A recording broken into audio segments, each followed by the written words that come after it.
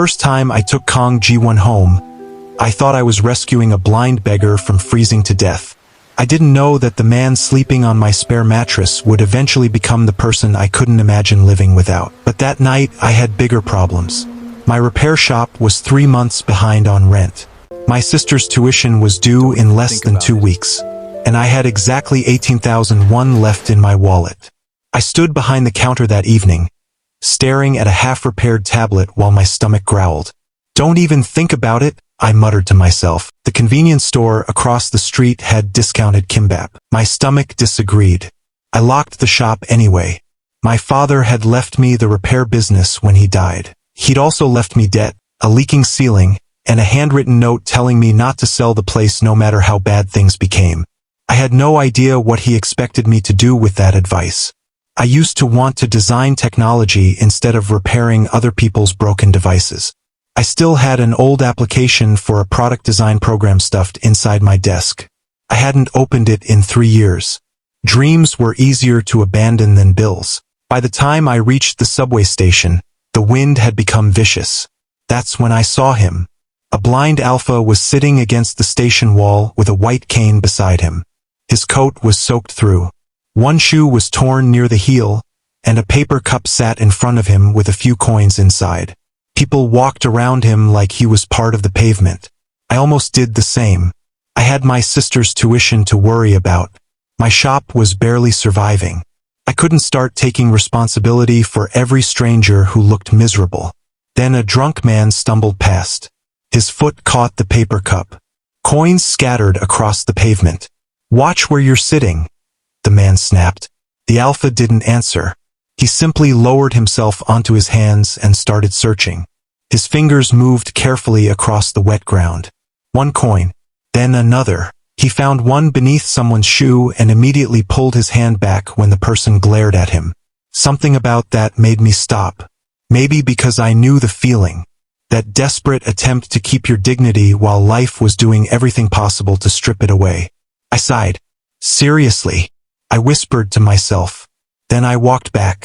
I bought 2 hot meals from a nearby stall and crouched in front of him. "Here."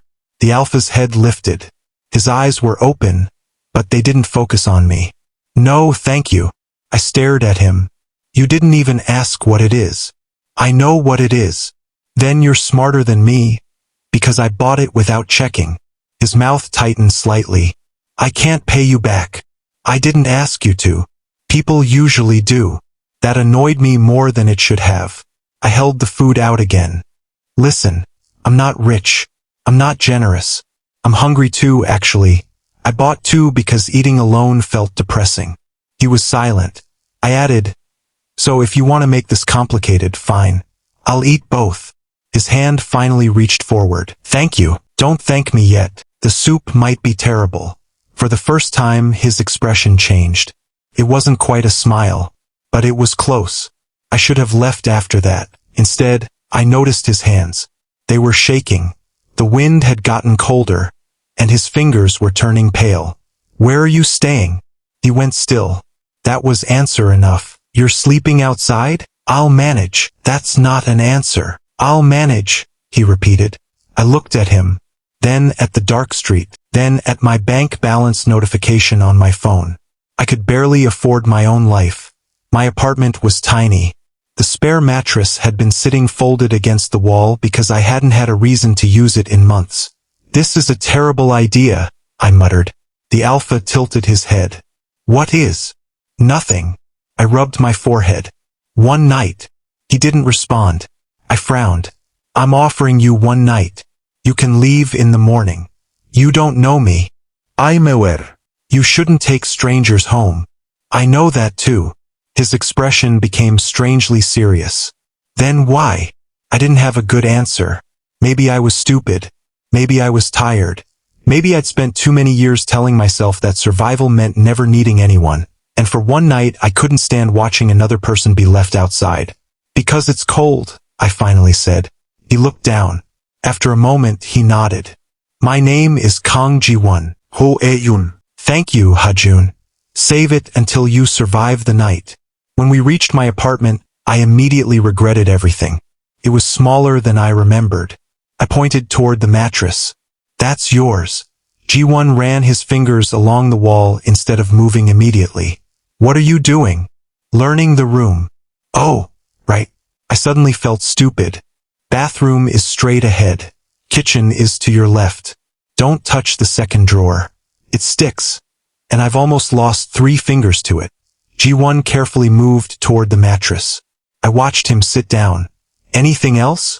Don't enter my room. Don't touch my things. And if you need something, ask. Understood. I nodded. Then, without thinking, I reached for his shoulder to guide him around the mattress. Ji-won flinched violently.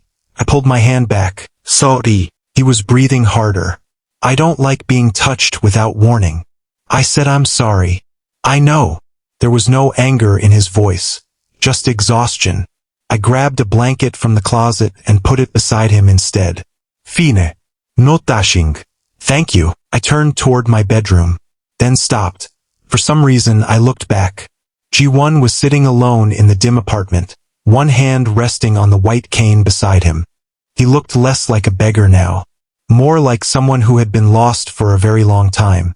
I didn't know why that thought bothered me. I went to bed anyway. A few minutes later, just as I was beginning to fall asleep, I heard his voice from the darkness. Ha-jun? I opened my eyes. What? There was a pause. Then Ji-won asked quietly, Are you sure you won't regret letting me in? Ji-won's question stayed in my head all night. By 7 in the morning, I had decided I absolutely would. I stood in my kitchen watching him struggle with the cupboard. Second shelf, I said. His hand moved left. Your other left. Ji-won stopped. I covered my mouth, but a laugh escaped anyway. He turned toward my voice. You find this funny? A little. Good. At least someone is enjoying my morning. I pointed toward the kettle. Coffee? Yes. How strong? Strong. That tells me nothing. Strong enough to make you regret drinking it. I stared at him. That's not coffee. That's a threat. His mouth twitched. It was the first time I saw him almost smile. That should have been the end of my foolishness. But when I told him he couldn't stay beyond the night, he didn't argue. He simply nodded. Then he tried to leave. I watched from the doorway as he tapped his cane along the pavement outside my building. He knew the general direction, but not the uneven curb near the entrance. His foot caught it. Ji-won. I grabbed his arm before he went down. He stiffened immediately. I released him. Sorry. He steadied himself. I'm fine. You almost hit your head. I said I'm fine. And I said you almost hit your head. He went quiet. I looked at the street, then at him. The problem was obvious. Ji-won had no money, no identification that he'd shown me, no phone, and apparently nowhere to go. I sighed. Come back upstairs. I don't want to inconvenience you. You already are. He actually looked offended. I rubbed my forehead. I mean, you're already here. So let's not make it dramatic. Back inside, I pointed at the mattress. You can stay temporarily. Ji-won didn't speak. Until we find somewhere safe for you. But I can't feed another person forever. I can barely feed myself. I understand. And don't expect me to carry you around. I wouldn't. And don't touch my repair tools. Pause. Why? Because I like having fingers. That almost smile returned. I hated that I noticed. Living with him was strange. He put my cups in the wrong cabinet. He left his cane leaning against walls where I nearly tripped over it. He refused help carrying anything, even when I could see his jaw tightening from the effort. You know, I told him one morning, accepting help doesn't make you useless. Ji-won was standing beside the table, holding a box upside down. I wasn't asking for help. You're holding the box upside down. Silence. I turned away before he could hear me laughing. Where do you keep the coffee? He asked. Above the sink. He reached toward the refrigerator. That's the refrigerator. I know. You're facing the refrigerator. I said I know. I finally took pity on him. 3 steps right. He moved. Now forward. His fingers found the cabinet. There. Thank you. It was ridiculous how quickly I learned his habits. Ji-won liked his coffee painfully strong. He hated people hovering around him. And whenever I described something unfamiliar, instead of grabbing his hand and moving him, his shoulders seemed to relax. I learned something too. Whenever I was stressed, I burned rice. And apparently I talked to myself. "You idiot," I muttered one evening while repairing a phone. "Who sold this thing like this?" Ji-won looked up from the sofa. "Are you talking to me?" No. "Good." I frowned. "Why?" "Because I was worried you'd finally lost it." I threw a cloth at him. He laughed. I hadn't realized how badly I needed to hear that sound. Then my sister called. I stepped into the hallway. "Appa, the school says I have to pay by Friday." My stomach tightened. "I know. You said you'd handle it." "I will." There was a pause. "Are you sure?" I looked through the doorway at my worn-out shoes. Of course. I wasn't. I promised her everything would be fine, then ended the call. When I returned, Ji-won was quiet. "You heard that?" "Some of it." "Forget it. I can contribute once I find work." I snapped before I could stop myself. "I didn't bring you home so you could become another person I have to take care of." Ji-won went still. I regretted it immediately, but he didn't fight back. After a moment, he said quietly, "You're right." That somehow made me feel worse. He lowered his head. "I won't offer again." I stared at him. I was used to people pushing when they wanted something from me. Used to guilt, pressure, and the unspoken expectation that kindness meant I owed them access to my life. Ji-won simply accepted my boundary, and for some reason that made me trust him a little more. The next afternoon, I took him outside. "Where are we going?" he asked. "Just around the neighborhood." "I can learn it." "Then tell me how you want to do it." He paused. "Describe landmarks first." So I did. The bakery with the red awning. The pharmacy beside the convenience store. The cracked pavement near the alley. Ji-won listened carefully. Then he told me something I hadn't expected. "Before I lost my sight, I used to walk everywhere." "What happened?" He touched the handle of his cane. "I lost more than my sight." I didn't ask him to explain. He continued after a moment. "People think darkness is the frightening part. It isn't." "What is?" "Not being able to decide where you go." I looked at him differently after that. He wasn't simply a blind man who needed somewhere to sleep. He was someone mourning the life he used to control. That evening, I caught myself wondering what he'd been like before. And that night, I woke to a voice. Ji-won was in the kitchen, speaking softly on the phone. I couldn't make out everything, but his tone was different. Calm, precise, professional. "Don't come here," he said. "Not until I know who followed me." I sat up. The call ended. Ji-won turned toward my bedroom. Ha-jun? I stepped into the hallway. "Who was that?" Silence. Then Ji-won answered, "Someone trying to find me." And suddenly, I wasn't sure I'd been the only person who had let a stranger into my home. Maybe someone else was looking for him too. I didn't ask Ji-won who had been looking for him. Not that night.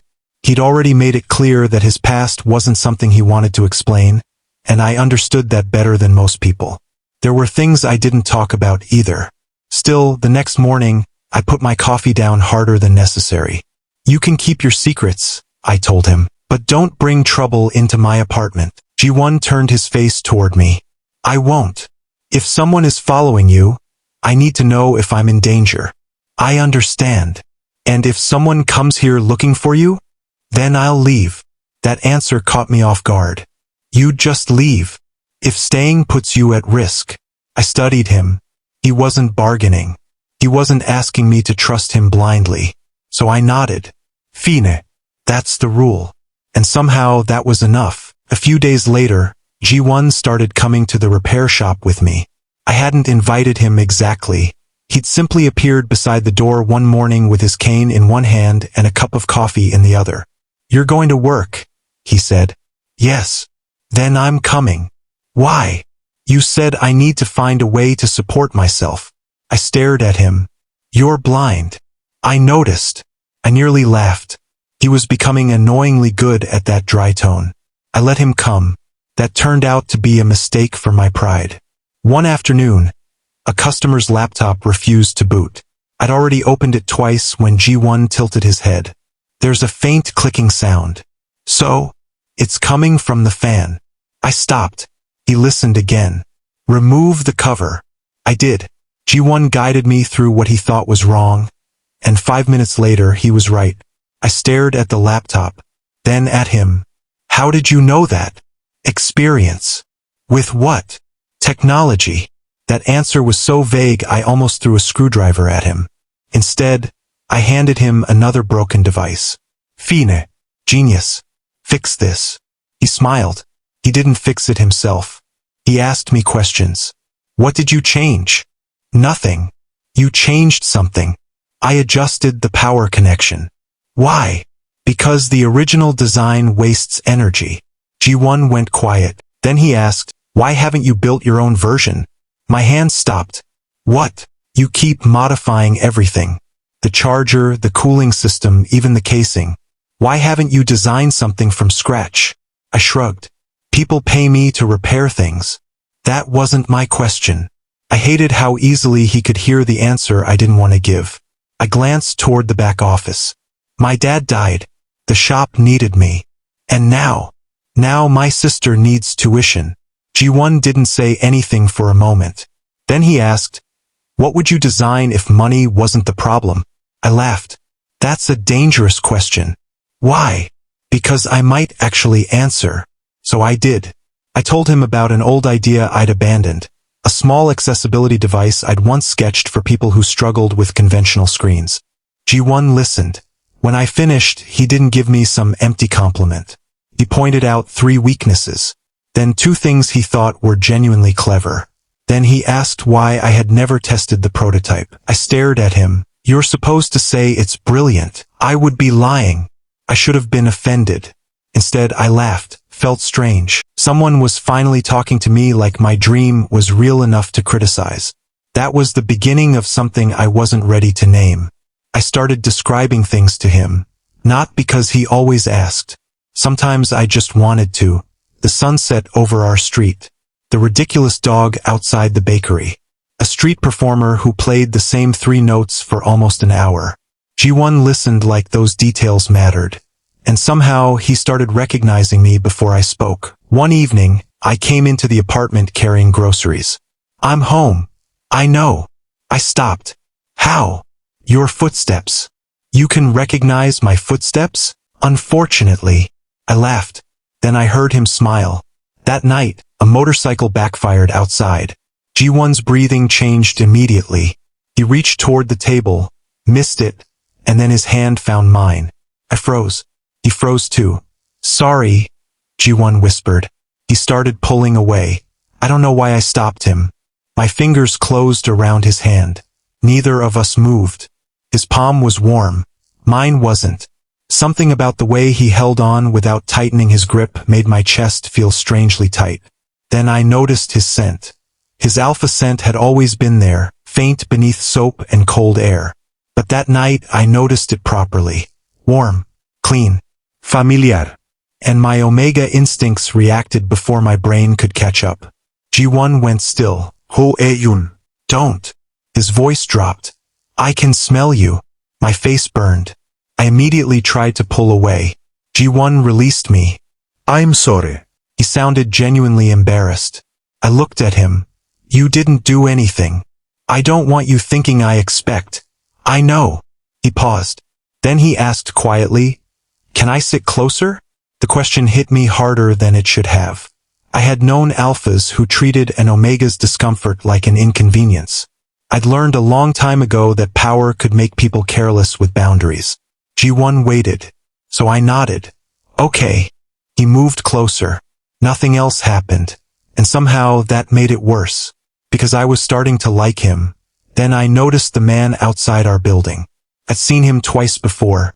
At first I ignored it, but that afternoon he was standing across the street again. Later, our neighbor mentioned that a stranger had asked her questions about Ji-won. Just wanted to know who the blind man upstairs was, she said. My stomach tightened. That evening I told Ji-won. He went completely still. What did he ask? Whether you lived alone. How long you'd been here. Whether I knew where you came from. Ji-won's expression changed. That was surveillance. I stared at him. How would you know that? He didn't answer. Ji-won, his jaw tightened. I've seen it before. Where? Silence. And suddenly, the question I'd been avoiding came back. Who exactly was the man I'd brought home? Because I was beginning to realize something. Maybe the danger hadn't followed Ji-won to my apartment. Maybe Ji-won had brought the danger with him. I didn't sleep much after realizing someone was watching our building. The next morning, Ji-won was sitting at the kitchen table like nothing had happened, drinking his coffee. I dropped my keys beside him. Who is looking for you? His hand stopped around the mug. I don't know. That's not good enough. Ji-won turned his face toward me. Ha-jun. No. You told me you wouldn't bring trouble into my home. I haven't. There was a man outside asking our neighbors questions. I know. That answer made my stomach twist. You know? Ji-won set his cup down carefully. I suspected someone might find me. Then why didn't you tell me? Because knowing more wouldn't make you safer. I stared at him. That might be the stupidest thing you've said since you moved in. I was trying to protect you. You don't get to decide what I'm allowed to know about my own life. Ji-won went quiet. For a second, I expected him to argue. Instead, he said, You're right. That was becoming his most irritating habit. He never fought me when I wanted him to. Someone from my past may be searching for me, he admitted. I can't tell you everything yet. Why? Because I don't know who I can trust. I folded my arms. And apparently that includes me. No. His answer came so quickly that I looked at him. I trust you, Ji-won said. That's why I'm still here. I didn't know what to do with that. So I muttered, just don't make me regret it. His expression softened. I'll try. That should have settled things. Didn't. Because the more time I spent with Ji-won, the stranger he became. One afternoon, a piece of equipment at the shop malfunctioned. Before I could even explain the problem, Ji-won identified the system by its startup tone. I stared at him. How do you know that? Technology has patterns. That's not an answer. He smiled faintly. Another day, my phone accidentally connected to a call while I was standing beside him. The person on the other end spoke English. Ji-won answered without hesitation. His pronunciation was perfect. I turned slowly toward him. He immediately ended the call. Who was that? No one important. Your English is better than mine. You've never heard my English. Exactly. He laughed under his breath, but I didn't. There were too many little things now. He knew how private security teams communicated. He could talk about corporate negotiations like he'd sat through them himself. He recognized expensive equipment by touch. The blind beggar I'd brought home was starting to sound less like a man who had lost everything and more like someone who'd once had far too much. I didn't investigate. I just watched. And one night, I found him sitting alone in the dark with his phone in his hand. His shoulders were tense. Bad news? I asked. He startled slightly. I almost walked away. Instead, I sat on the opposite side of the room. I didn't ask what the message said. After a while, Ji-won spoke. Before I lost my sight, I trusted someone completely. His fingers tightened around the phone. That trust cost me almost everything. I looked at him. Someone betrayed you? Yes. Family? He shook his head. Someone I believed would never hurt me. I understood more than I wanted to. There were people I'd trusted too. People who'd taught me that depending on someone could become a leash. So I didn't ask for the name. Ji-won seemed to notice. Why aren't you asking? Because you didn't ask about mine. His head tilted toward me. I shrugged. Some things need time. For several seconds, neither of us spoke. Then Ji-won smiled. Thank you. I looked away before he could see how much those two words affected me. The problem was, I was beginning to care about him. I knew it when he asked me something a few nights later. Ha-jun. If I recover enough to leave, would you want me to? I stopped folding laundry. That's your question? Yes. I swallowed. I don't know. The honest answer seemed to hurt him. So I added, you're annoying. A quiet laugh escaped him. But I got used to you. Ji-won's fingers found the edge of the blanket. You've changed what home means to me. My heart kicked hard. I looked at him. For one stupid second, I almost told him everything. That I waited for his footsteps. That I liked his voice in my kitchen. That I had started measuring my days by whether he was there. Then I remembered I still didn't know who he was. So I said nothing. Neither did he. The moment broke when my phone rang. The next afternoon, I was sorting through the few things Ji-won had brought with him when a folded document slipped from inside an old case. I picked it up. There was a company name printed across the top. Asterion. I knew that name. Everyone did. One of the biggest technology companies in Korea. My eyes moved lower. A list of former executives. One name had been marked as missing. And beside it was a photograph. My stomach dropped. The man in the picture wasn't Ji-won. But the name beneath it was connected to him. What are you holding? I spun around. Ji-won stood in the doorway. For once, he wasn't pretending to be calm. Fear crossed his face. Real fear. And suddenly I understood. Whatever Ji-won had been hiding wasn't just embarrassing. Could get someone hurt. Maybe even me. I kept staring at the photograph on that document. The name beneath it didn't belong to Ji-won. But it was connected to him. And that was enough to make my hands shake. I turned toward him. Who are you? Ji-won didn't answer. Don't do that, I said. Don't just stand there. His face tightened. I told you I couldn't explain everything. You told me you had no family, no money, almost no memory of your past. I held up the document. But you know corporate security. You speak perfect English. You know technology like you've spent your whole life around it. Now I find this. Ha-jun, no. I need one honest answer. He lowered his head. Was your identity fake? The silence hurt more than an answer would. Finally, Ji-won said, yes. I felt something inside me drop. So you lied to me. I concealed things. That's a nicer word for lying? His jaw tightened. I didn't want you involved. That wasn't your decision to make. I know. Then why? He opened his mouth. A sharp sound came from downstairs. The repair shop's front bell. I frowned. It was late. Then someone shouted my name. Ha-jun. I moved toward the stairs. Ji-won's hand caught my wrist. Don't. I looked at him. There's someone downstairs. I know. How? Another sound followed. Glass breaking. My stomach turned. Ji-won moved instantly. Stay behind me. You can't even see. I don't need to. He guided me away from the stairs and toward the back entrance with startling certainty. Ji-won, what's happening? Someone is trying to get to you. His voice had changed. The quiet, slightly sarcastic man from my kitchen was gone. Every movement was controlled. He knew exactly where I was standing, exactly how far the door was, and exactly when to stop me. We reached the back exit. Go outside, he said. What about you? Ha-jun. That tone made me listen. We slipped into the alley. I didn't breathe properly until we were several buildings away. Then I turned on him. You knew how to do that. Ji-won said nothing. You knew exactly what was happening. Yes. Why? His shoulders dropped. Because this is connected to my old life. My heart was pounding. Then tell me what your old life is. He stood silently for a moment. Then he reached into his pocket and pulled out a phone. He placed it on the table between us. Search my name. I frowned. What name?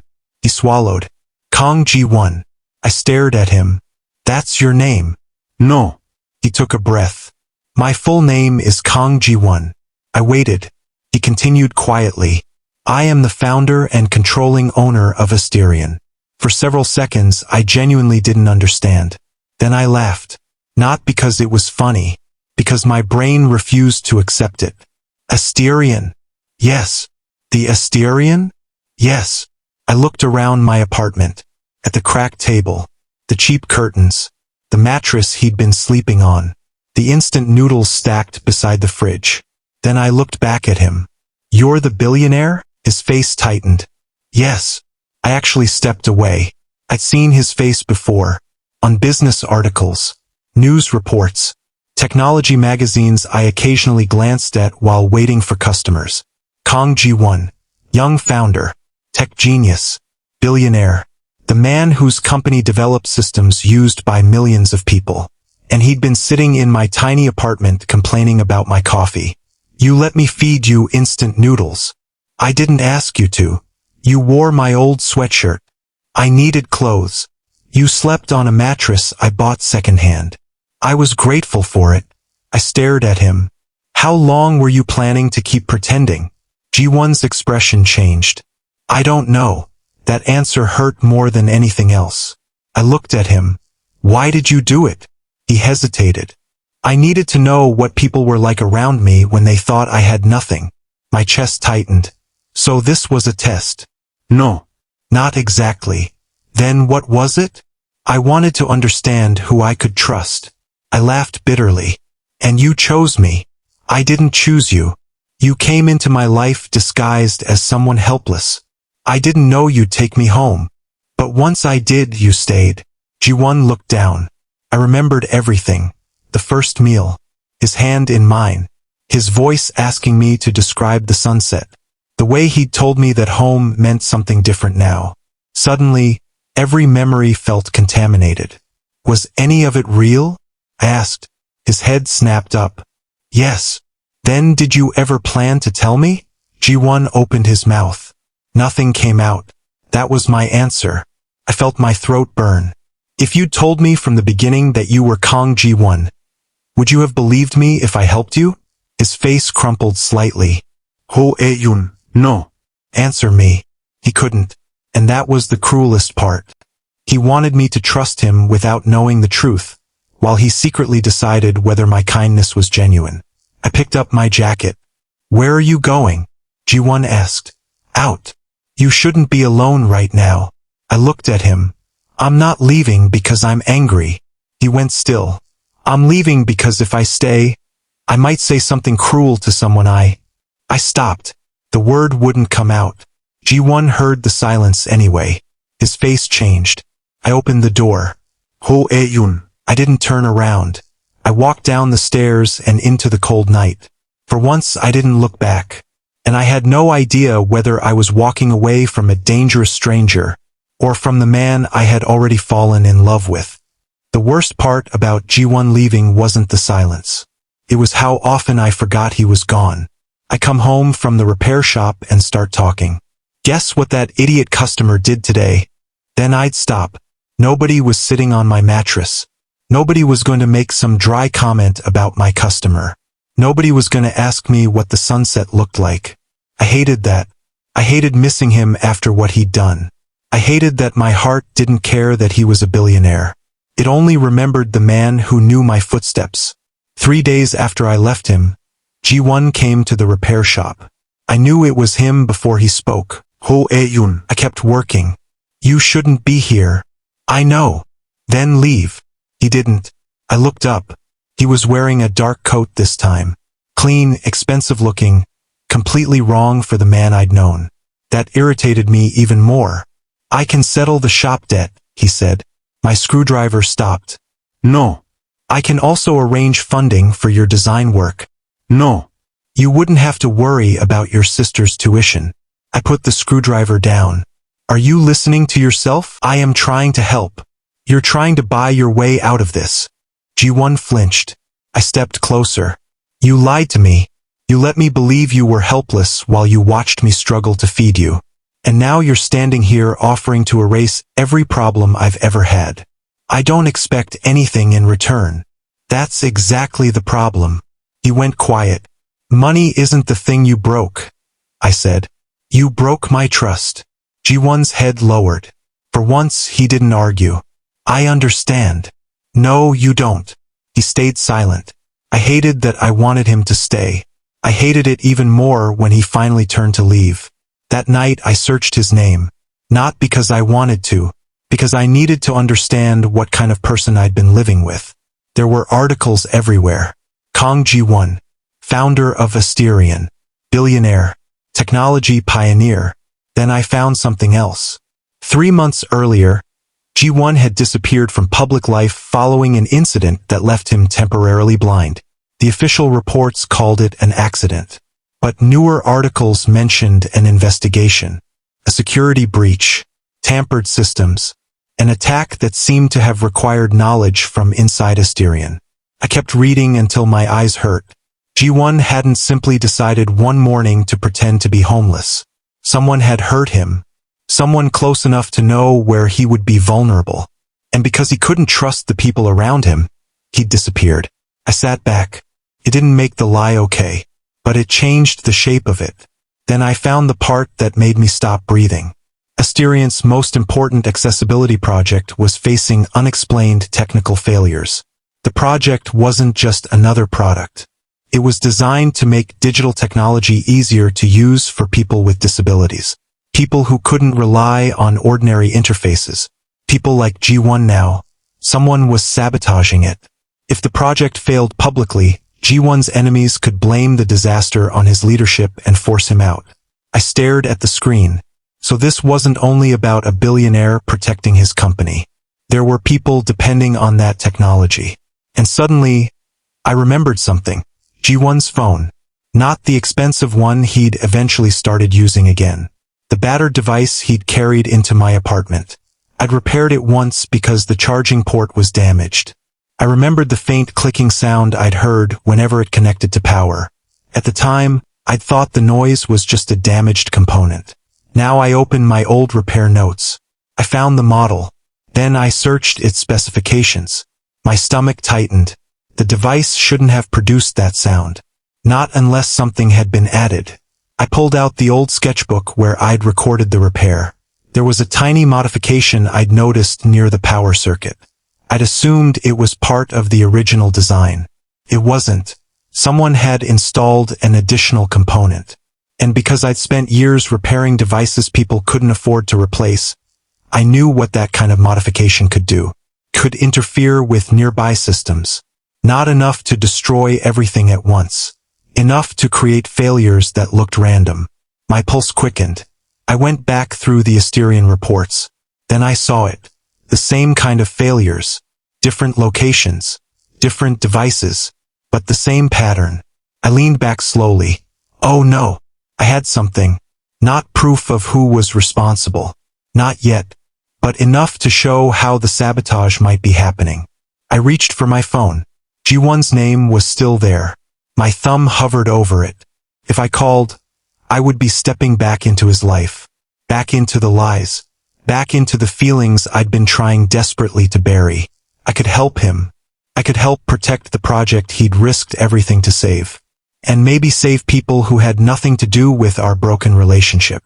But I didn't have to forgive him. I stared at his name.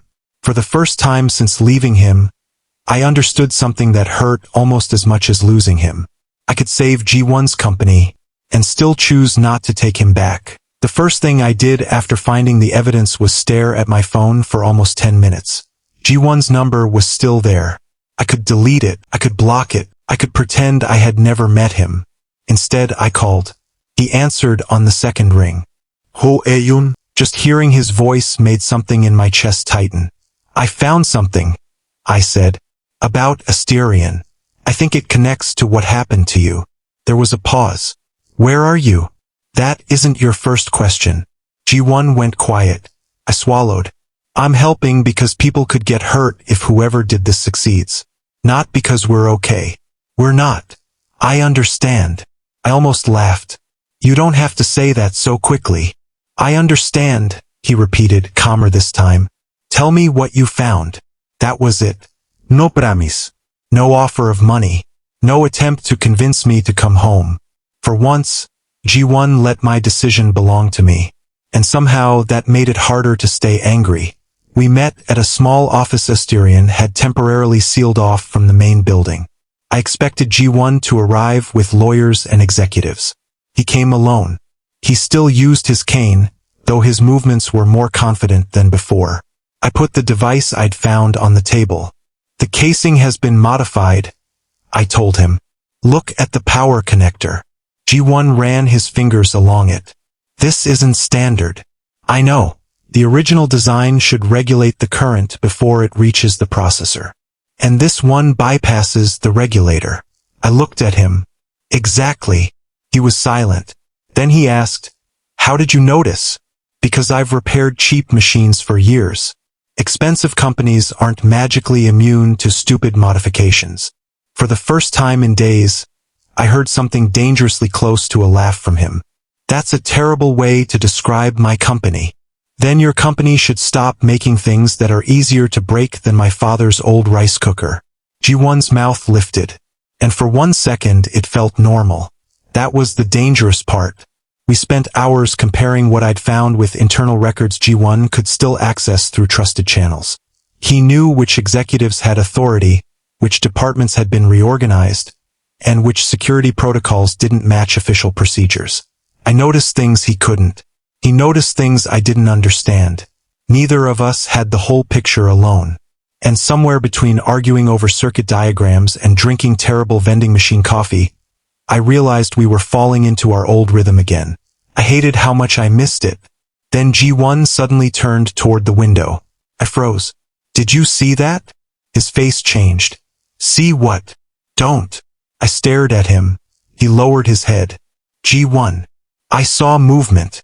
My stomach dropped. "You saw movement?" He didn't answer. I stepped closer. "How long?" "About 2 weeks." I felt the old anger come back instantly. 2 weeks. My sight has been improving slowly. I stared at him. He continued quietly. "Light first, then shadows, movement, shapes. And you didn't tell me?" No. The answer was so direct that I almost didn't know what to do with it. "Why?" "Because I thought whoever caused the accident might be watching my recovery." I looked away, jaw tight. Then Ji-won said, "But I should have told you." That stopped me. He wasn't defending himself. He wasn't asking me to understand. He was simply admitting that I'd been denied the truth again. "I'm getting really tired of finding out things about you, after everyone else seems to know them," I whispered. "I know." I looked back at him. "Do you?" "Yes." His voice dropped. "That was why I lied to you in the first place." I waited. Ji-won touched the edge of the table. "When people know what I own, they change. They want something. Money, access, status, protection. Sometimes they don't even realize they're doing it. And you thought I'd be different if I thought you were poor." "Yes." The honesty hurt more than an excuse would have. "You wanted to test me. I wanted to know if anyone could care about me without knowing what I could give them." I shook my head. "That explains it. It doesn't excuse it." "I know." For once, neither of us tried to win the argument. Then I found the final connection. The modified device wasn't meant to destroy Asterian systems randomly. It was designed to make the company's accessibility project fail during its public demonstration. If it happened, the failure would be blamed on Ji-won's leadership. And thousands of people who depended on the technology could lose access to something built specifically to make technology easier for people with disabilities. Ji-won listened as I explained. "We can stop it privately," he said. "But they expect me to." I frowned. "They want me to use my authority, remove people, seize systems, destroy records. If I do that, they'll claim I manipulated the investigation to protect myself. So what do you want to do?" Ji-won was quiet for several seconds. Then he said, "Show them everything." My chest tightened. "Everything. The evidence. The timeline. The security logs. My own mistakes. All of it. That could destroy your reputation." "I know." For years, Ji-won had protected his name like it was the one thing nobody could take from him. Now he was willing to put it on the table. And I realized he wasn't trying to win anymore. He was choosing to let the truth decide what happened to him. The first warning came from my phone. Then another. Then 5 more. By the time I reached Asterian's building, every screen in the lobby seemed to be showing the same thing. The accessibility project was failing during its public rollout. Devices were freezing. Systems were disconnecting. Users were being locked out. And the headlines had already decided who was responsible. Asterian crisis deepens under Ji-won's leadership. I stopped walking. 3 months ago, Kang Ji-won had been the man nobody could touch. Now people were openly asking whether he was even fit to run his own company. Inside the emergency operations room, people were shouting over one another. Engineers were pulling up logs. Executives were making calls. Someone was crying quietly beside a computer. Ji-won stood in the middle of it all with his cane in one hand. His face was frighteningly calm. "Shut down external access," one executive demanded. "We can contain this before the media gets more information." Another man turned toward Ji-won. "We should identify the people responsible and remove them immediately." I looked at Ji-won. He could do it. That was the part that suddenly became very clear to me. He had enough money, lawyers, influence, and authority to make people disappear from the company before lunch. The old Ji-won probably would have. Instead, he said, "No." The room went quiet. "Sir," the executive protested, "if we don't control the information, we don't control it," Ji-won interrupted. "We release it." I stared at him. He turned toward the table where we'd gathered our evidence. "Everything," he said. "The sabotage, the internal failures, my decisions before the incident, the investigation, all of it." One of the executives looked horrified. "You'll destroy your own position." Ji-won didn't flinch. "If the truth destroys my position, then my position wasn't worth protecting." Something inside me went still. That wasn't the man who had hidden behind a false name because he wanted to control what I knew. This man was giving the truth to people who could use it against him. Then an engineer pulled up the sabotage logs. "There," I said. Everyone turned. I stepped closer to the screen. "The power fluctuation isn't random." The engineer frowned. "We've already checked the power systems. Not the building power. The device-level regulator."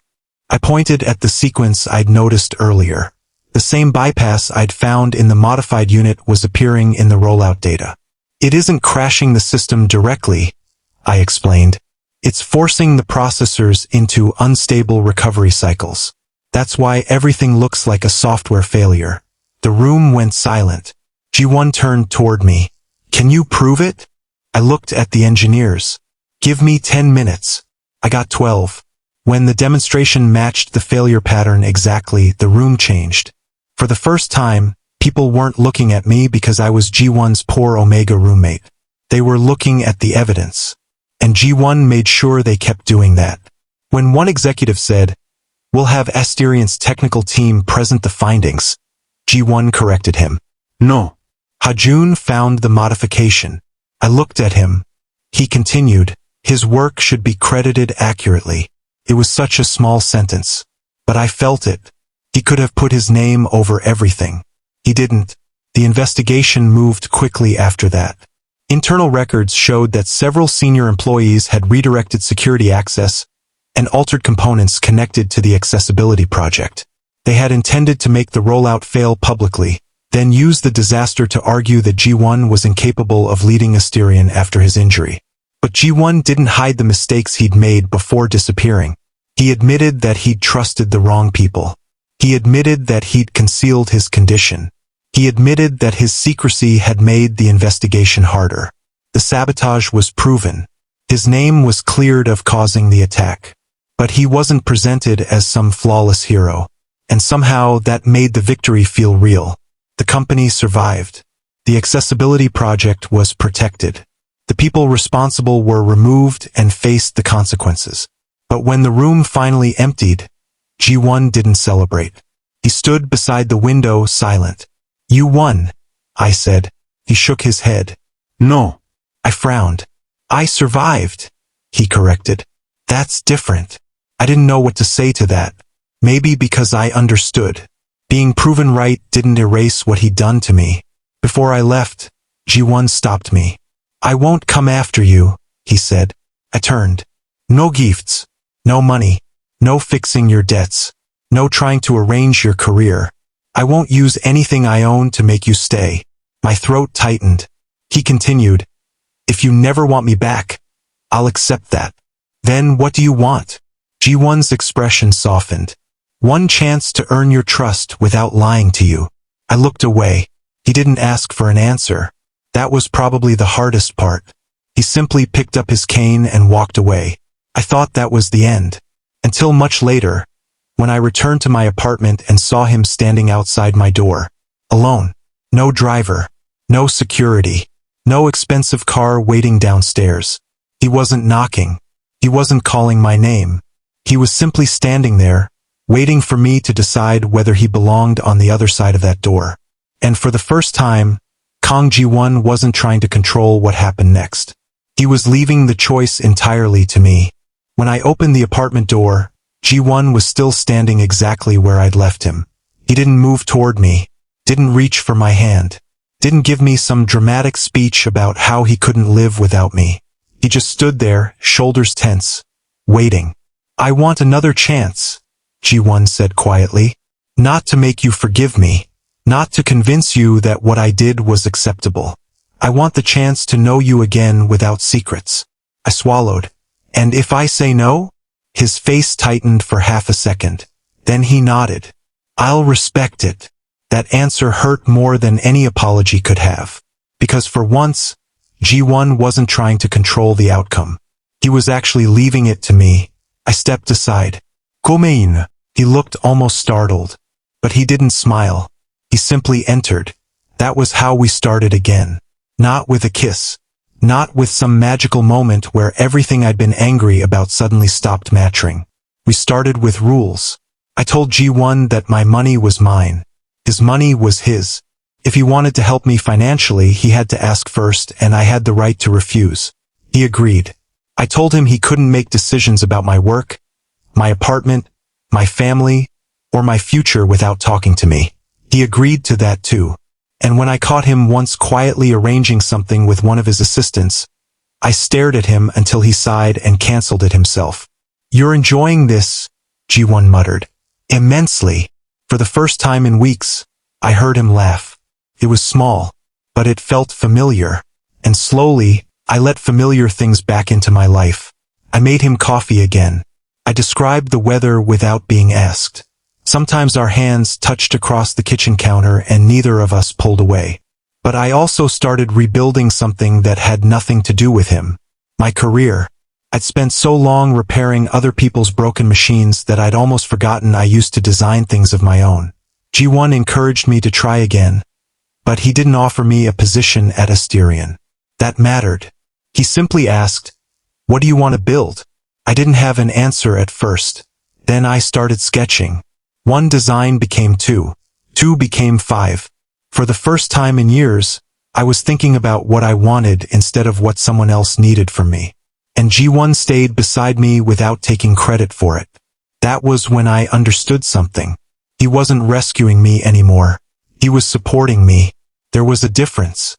I discovered the other change by accident.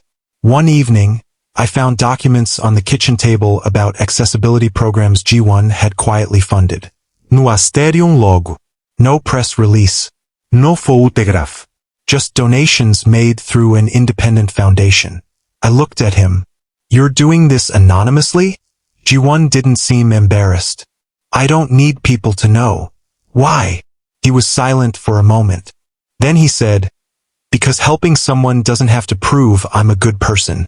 That answer stayed with me. Maybe because once upon a time Ji-won had needed my kindness to prove something about people. Now he could give without being seen.